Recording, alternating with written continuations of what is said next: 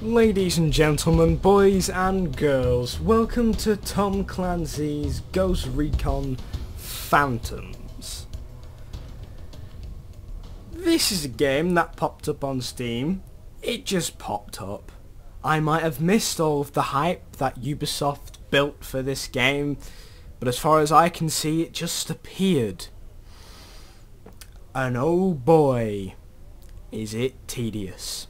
Let's jump straight to some gameplay so I can show you what I mean. Right, as you can see here, this is not the game, but this is a large portion of what you'll be experiencing. I don't know what it is at Ubisoft, but they seem to have a system of having shitty matchmaking. Really, really poor. This is a PC title. It could just have a server browser, but no, they decided to set up their own matchmaking system and it doesn't work.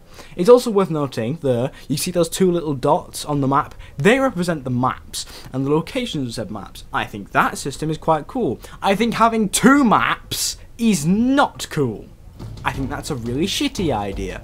There, I actually just skipped forward a couple of minutes so you didn't have to wait the monotonous long time that I did. This is just an example of how long you'll be waiting. You can even see in the chat there examples of how long other people are waiting. Now I don't know if 10 minutes or 7 minutes is actually an accurate little statement of how long they're waiting, but you know what? I think it's close, and even if it's not close, it bloody well feels like it. There. Finally a game has been found, but we are still not actually in the game yet. We still have a while to wait till we're actually properly in there. And there's absolutely nothing to actually carry the game in these bits. Yes, this is actually it. This is the game. This is it playing right now in front of your eyes. This is a game released in 2014. Can you sodding believe it?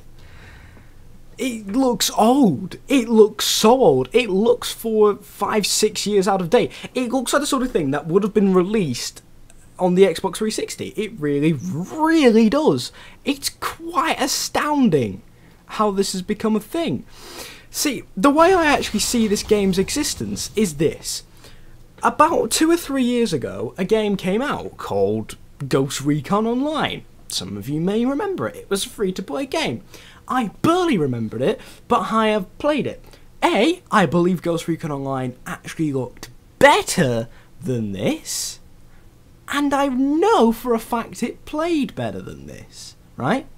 Now, I haven't looked around properly, and I haven't really dealt with the actual Recon class in this game, but I am yet to find an actual stealth cloaky thing in the game, and I'm yet to see anyone use any sort of cloak in this game. This is a Ghost fucking Recon game. It's astounding. I mean, the game has 1 or 2 good points. I mean, the sound assets are okay. The pistol, which you just heard, was terrible. But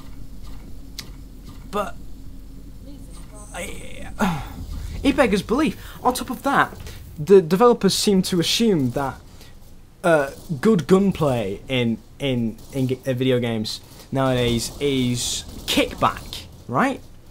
Good gunplay is not firing 3 shots of your gun. Now the gun I'm using right here is actually sort of okay, but I've played with the LMG a bit. Fuck me.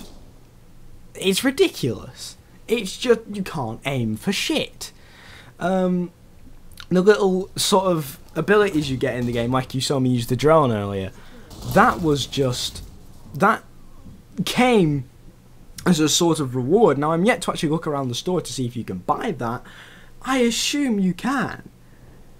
This is basic shit for a Ghost Recon game that you're making you pay for. You can see there in my loadout, I've got no grenades. As far as I can see, you gotta buy fucking grenades. This is ridiculous. We'll touch more on the business model later, but first, the animations in the game are poor. You saw the sliding one just there? That was abysmal, right? The running animation is so just awful and floaty. Look at it. And the controls feel sort of clunky. Space is get into cover, as you'd imagine. Space is also slide. right? I've got no problem with that. But when you're trying to slide through a door and it tries to lock onto you hiding behind that door, there's a bit of a problem there. On top of that, Ghost Recon is a game, if you've never played any Ghost Recon game before, it's built on the idea of stealth. This game, because it's a multiplayer third-person shooter, you can't really do the stealth thing at all, because you can't predict enemies. The idea of a stealth game is being able to predict enemy patterns and pick them off in a sufficient way. You can't do that with multiplayer. You can't predict an actual real-life human's movements. You can just sort of guess, and that's it. If you managed to pull off some stealth operation, it was because you were really fucking lucky, and you were not planning it out. You were just going, oh god, I haven't been spotted, this is amazing. But that's it. The game, but it does feel slightly tense, I will admit. You can be killed quickly, and health regen is very slow, and I'm glad health regen is slow as well. I wouldn't want it to be really sort of easy, you know.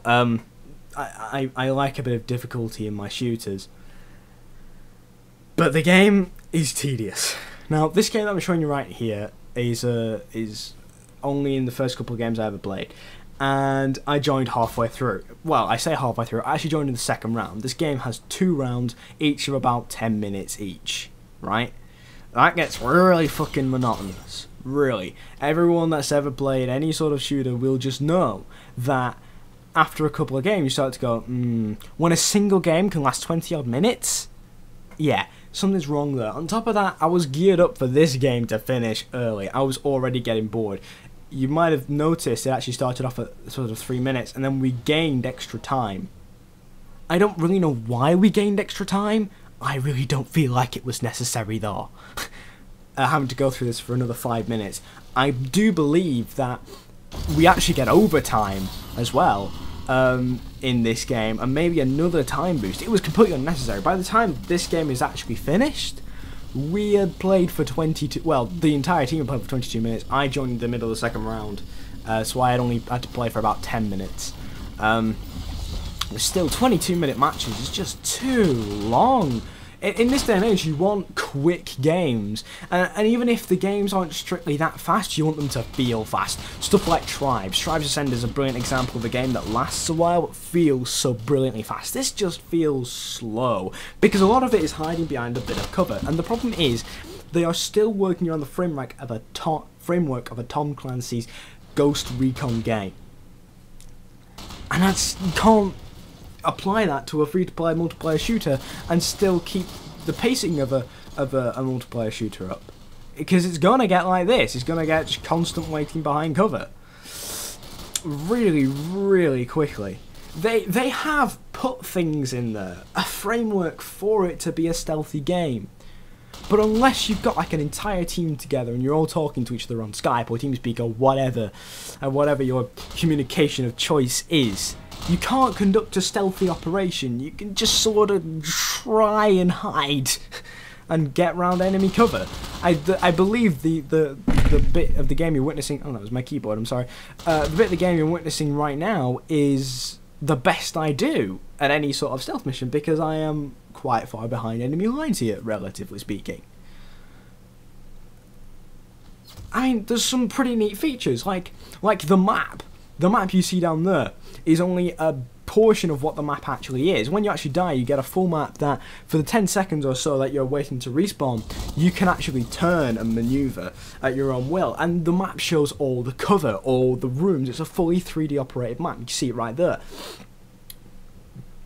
Which means you could predict you produce some really cool operations. You could even have a mission plan. Now, I don't mean some cheap voice actor thing going, "We need to take down the bombs." No, that's not what I mean by a mission plan. I mean an actual strategy presented to you whilst you're waiting to start the game. Little ideas to put your head forward, tactics you could be using. That would be neat. That would be really something special. But instead, they just decided to go for this normal sort of base multiplayer model. I could be wrong here, but I stopped to look at this because I believe these are the classes in the last free-to-play Ghost Recon game. Another thing that you can't really notice on here because of YouTube's frame rate is the frame rate of the game is unstable as all hell. you'll be seeing this at 30 frames per second. I should be getting this game at 60. Like I said, the game is not good looking at all. It does not have high specs, and I have a high-end machine. I can get games like Battlefield 4 60 FPS, all sorts of new games that absolutely no problem. This, on the other hand, is 45 at best, and it toggles between 45 and 40 pretty damn regularly. That's not ideal. There's some optimization lost here, lads. This is 2014 PC game that looks like a 2008 PC game, and we get up 45 frames per second. That's pretty fucking poor. I also neglected to actually capture the options menu. It's poor as all hell. Now, I don't want to go too far into the options menu on this, but it's literally 3 presets and resolution. That's it. Oh, and VSync. And that's like your entire video options menu. This is obviously on high, and it still looks this abysmal. It just beggars belief. I mean, if anyone's ever seen the other content on this channel, you know I don't usually do stuff like this. You know I don't usually do a critical in-look of a game, but seeing this popping up on Steam out of relatively nowhere and playing it and it being this bad, and when it has so much potential, this is my problem. I won't just be doing this with every single bad game, because oh, it's a bad game, I want to just leave it to be bad. I can't be arsed with it. But this game lacks something. What it lacks is the potential that it should have, because it could be good. If someone at Ubisoft was actually willing to put a degree of effort into a free-to-play, third-person, multiplayer stealth shooter, it could be incredible. But instead we're left with this, which is just completely lackluster. On top of that, the business model is pretty shitty. Let's go on to talk about that, shall we? Okay, now you know what I mean about the game. Let me talk about its shitty business model. So, of course, just like Ghost Recon Online, this is a free-to-play game. And let me show you what free-to-play is doing wrong. Now, I just used the assault class, so I'm going to continue to show you what happens on the assault class.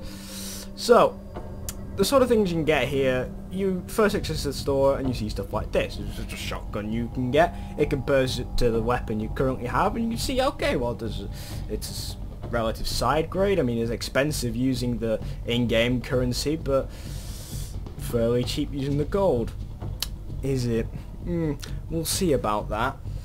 So, you then continue to make your way down the store, and you'll start to notice one or two things about some of the weapons. They continue that little theme. So far, it's fair. Buying things tend to be side grades. This is a good thing until you start to get the stuff like this. Yeah. It downs the control by 1 and ups almost everything else. Okay, that's just flat out better. That's flat out better than my weapon. As is this. Way better. Again, control slightly more down, but there we go. Oh, nothing down on that. That is just better armor. Okay, so people wearing this are going to take longer to kill. Okay, and how much is it? Bloody hell! 88,000! That is how much I've got after one game of playing this. That one game, bear in mind, was 21 minutes long.